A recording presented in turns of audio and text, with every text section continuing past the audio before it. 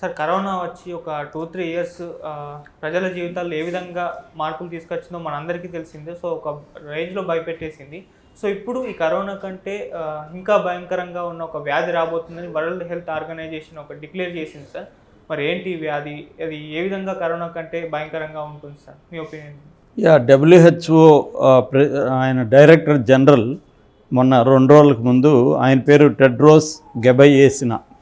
ఆయన world economic forum మొన్న జరిగింది, రేవంత్ రెడ్డి కూడా వెళ్ళారు కదా దావోస్లో.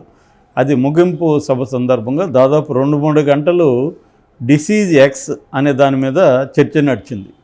ఈ చర్చ సందర్భంగా ఈ WHO డైరెక్టర్ జనరల్ ఈయన టెడ్రస్ ఏం చెప్పాడంటే, ఇది కరోనా కంటే 20 రెట్లు డేంజరస్, దాదాపు 5 కోట్ల మంది చనిపోయే అవకాశం ఉంది ప్రపంచవ్యాప్తంగా. కరోనా వల్ల 70 లక్షల మంది చనిపోయారు, దీనివల్ల 5 కోట్ల మంది వరకు చనిపోతారు. ప్రపంచవ్యాప్తంగా ఇది పాండమిక్గా మారే అవకాశం ఉంది అని ఆయన హెచ్చరిస్తూ అనేక విషయాలు చెప్పాడు. సో అందువల్ల ఒక్కసారిగా ప్రపంచం మళ్ళీ ఉలిక్కిపడింది. ఏంది డిసీజ్ ఎక్స్ ఏంది? అన్ని పత్రికలు కూడా రాబోయే కాలంలో డిసీజ్ ఎక్స్ వస్తుందంట అని చెప్పుకుంటా ఉన్నారు. వరల్డ్ వైడ్గా మీడియా దీన్ని పెద్ద ఎత్తున కవర్ చేసింది. అసలు ఈ డిసీజ్ ఎక్స్ అంటే ఏంటి, దాని లక్షణాలు ఏంటి, దానికి రాకుండా ఉండాలంటే మనం ఏం చేయాలి, ప్రపంచం ఏం చేయాలి, వ్యక్తులుగా మనం ఏం చేయాలి, గవర్నమెంట్స్ ఏం చేయాలి అనేది చూసుకున్నప్పుడు, డిసీజ్ ఎక్స్ అనేది ఒక జబ్బు కాదు. అది డిసీజ్ ఎక్స్ అనేది ఒక ప్లేస్ హోల్డర్ అంటారు. ప్లేస్ హోల్డర్ అంటే మనం ఒక దాంట్లో ఏదో పెట్టాలనుకుంటాం, అది ఏదో తెలియదు, అప్పుడు అక్కడ ఒక ఇది పెడతాం, రఫ్గా ప్లేస్ హోల్డర్ అంటారు దాన్ని. అంటే అది ఒరిజినల్ కాదు. అలాగా ఈ జబ్బు ఏమీ లేదు. డిసీజ్ ఎక్స్ అంటే రాబోయే కాలంలో ఒక జబ్బు రాబోతుంది, ఒక వైరస్తో కూడిన జబ్బు రాబోతుంది. ఆ జబ్బు ఏందో ఎవరికి తెలియదు. ఇప్పుడు ఇది ఎప్పుడు హెచ్చరించింది? ఇప్పుడు కాదు, 2018 ఫిబ్రవరిలోనే WHO హెచ్చరించింది డిసీజ్ ఎక్స్ అనేది వస్తుందని. అప్పుడే సైంటిస్టులు దాదాపు 300 మంది సమావేశమయ్యి ఈ డిసీజ్ ఎక్స్ మీద చర్చించారు. అంటే అర్థమైందంటే దాదాపు ఇప్పటి వరకు ప్రమాదకరమైన వైరస్లు 25 ఉన్నాయి. ఈ 25 వైరస్ల్లో ఏదో ఒకటి పాండమిక్గా మారే అవకాశం ఉందని 2018లో ఒక 300 మంది సైంటిస్టులు ప్లస్ WHO హెచ్చరించింది. అది మనోళ్ళు ప్రిపేర్ అవ్వలే. గవర్నమెంట్స్ ఏమైనాయంటే ప్రిపేర్ అవ్వలేదు ఏది ఈ డిసీజ్కి. అందుకనే కరోనా టైంలో ప్రిపేర్ అవ్వలేదు కాబట్టి ఇంత పెద్ద నష్టం జరిగింది. అది కూడా త్వరగా వ్యాక్సినేషన్ తీసుకురాగలిగారు కాబట్టి కోట్లాది మంది చనిపోకుండా కాపాడగలిగింది వ్యాక్సినేషన్. లేకపోతే ఇంకొక 2 కోట్ల మంది పైన చనిపోయే అవకాశాలు ఉన్నాయన్నమాట. సో అందుకని ఏంటంటే ఇది మామూలే. వీళ్ళు ఏం చేస్తారంటే ఇలాగా బ్లూ ప్రింట్ ప్రయారిటీ డిసీజ్ అని కొన్ని లిస్ట్ ఉంటుంది అనమాట. ఆ లిస్ట్ని ఎప్పటికప్పుడు అప్డేట్ చేస్తుంటుంది WHO. అలాగా ఇప్పుడు డిసీజ్ ఎక్స్ని ఈ బ్లూ ప్రింట్ ప్రయారిటీ డిసీజ్లోకి చేర్చిందనమాట. అంటే రాబోయే కాలంలో దీని ప్రాబబిలిటీ 38% ఉంటుందని చెప్తున్నారు. ఇది మళ్ళీ కూడా పెరిగిపోవచ్చు. ఇప్పుడున్న డేటా ప్రకారమే అనాలిసిస్ ఉంటుంది. కొత్త డేటా వచ్చేటప్పుడు కొత్త అనాలిసిస్ వస్తుంది, కొత్త ప్రాబబిలిటీ వస్తుంది. ఇప్పుడున్న ప్రాబబిలిటీ ప్రకారం ఏంటంటే 38% మళ్ళీ కరోనా కంటే అతిపెద్ద ప్యాథోజన్ అంటారు దాన్ని, ఆ ప్యాథోజన్ వచ్చే అవకాశం ఉంది. అంటే ఇప్పుడు మనకి సార్స్ కోవిడ్-2 వైరస్, దాన్నే కోవిడ్ అంటున్నాం. అట్లాగే మెర్స్ వచ్చింది, తర్వాత జికా వచ్చింది, ఎబోలా వచ్చింది, చికెన్ గున్యా లాంటివి మళ్ళీ వచ్చాయి. అంటే ప్రపంచానికి ఏంటంటే కొత్త వ్యాధులు రావడం, పాత వ్యాధులే కొత్త రూపంలో రావడం, ఈ 2 రకాలు నిరంతరం జరుగుతుంటాయి. ఈ మధ్యకాలంలో ఎన్విరాన్మెంటల్ డ్యామేజ్ కూడా విపరీతంగా జరుగుతుంది. దీనివల్ల కూడా స్పీడ్గా జబ్బులు స్ప్రెడ్ అవుతున్నాయనేది చెప్తున్నారు. సో WHO ఏం చెప్తుందంటే ఈ పాండమిక్ని ఎదుర్కోవాలంటే కొన్ని చర్యలు చేపట్టమని గవర్నమెంట్స్కి చెప్తుంది. అదేంటంటే ఫస్ట్ ఈ ముందు అసలు ఈ జబ్బు ఎలా వస్తుందంటే జూటోపిక్ పొటెన్షియల్ అంటారు. జూనోటోపిక్ పొటెన్షియల్ అంటే జంతువుల నుంచి మనుషులకి సోకగలుగుతాం.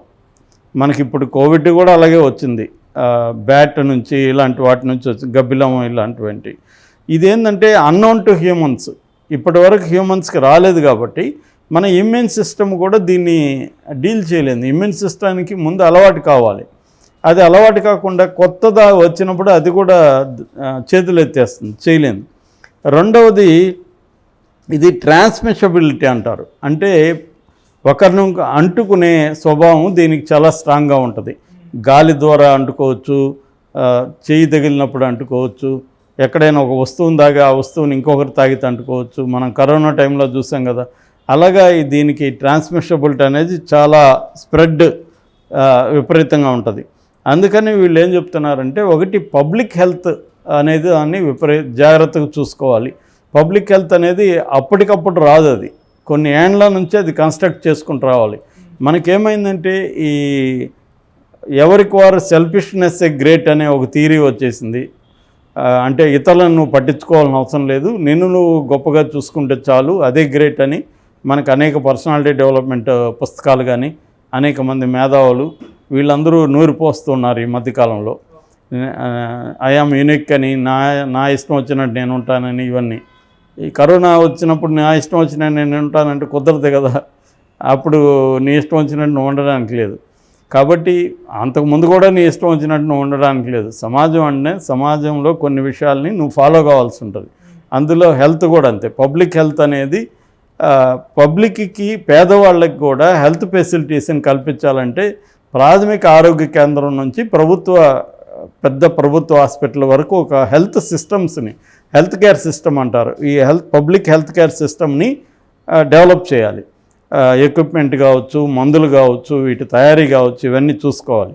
అట్లాగే బ్రాడర్ వ్యాక్సినేషన్ అంటారు. అంటే దేనికైనా కూడా ఈ వ్యాక్సిన్ సరిపోయే విధంగా ఇటువంటి వైరస్ని కిల్ చేయగిన వ్యాక్సినేషన్ అనేది రెగ్యులర్గా రీసెర్చ్ అనేదాన్ని జరుగుతుండాలి. దానికి ప్రభుత్వాలు ఫండింగ్ చేయాలి. ప్రైవేట్ వాళ్ళు ఫండింగ్ ఎందుకు చేస్తారు? వాళ్ళకి లాభాలు ఉంటేనే చేస్తారు.